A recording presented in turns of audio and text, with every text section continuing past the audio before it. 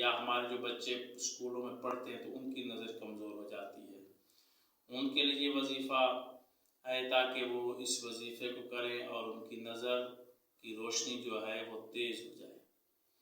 اور اللہ کے ناموں میں سے یہ نام ہے، 41 مرتبہ آپ نے اس کو ہر نماز کے بعد پانی پر دم کر کے پانی کو پینا ہے۔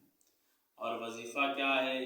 جب آپ نماز پڑھ لیں گے تو بیٹھ کر گھر میں ہی آپ یا شکور یا شکور، یعنی 41 مرتبہ آپ نے یہ پڑھ کر پانی پہ پھونک مارنی ہے اور پھر پانی کو پی جانا ہے۔